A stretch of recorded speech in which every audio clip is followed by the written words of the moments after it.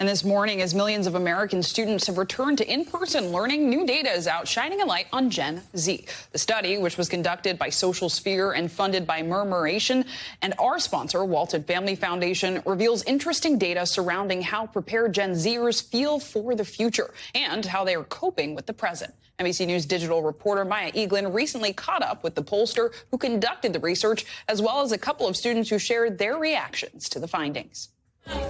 Today, new data shining a light on Generation Z, their mental health and education. The survey conducted by research group Social Sphere and funded by Murmuration and Walton Family Foundation gives insight into Gen Z, their mental health, and return to in-person education. Would you rather be back at home, or do you enjoy being in school? I enjoy being in school, because I'm not stuck on my laptop all day. I kind of miss being at home.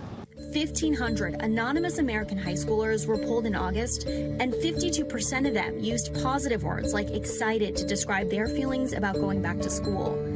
But nearly 42% of them used negative or neutral words like unenthusiastic or nervous. John Della Volpe, a pollster and Harvard professor, conducted the research. We asked a series of questions about, first of all, were they looking forward, what their attitude was coming into the school year. What were their challenges? What were their goals? What were their opportunities? Then we went through a series of questions in terms of how well they feel like they're understood. While 61% of respondents said that their close friends understood their needs a lot, only 3% said the same about elected officials in their community, and more than half said that they were concerned about being prepared for life after graduation. More than a quarter saying that in the last 2 weeks, they had thoughts of self-harm or thought they were better off dead. I've also seen in my circles this need to address mental health. So what did you find in your research about that? We found for several years now that roughly half of this generation of concern about mental health. High school senior Ari Sosa says she can relate to the findings.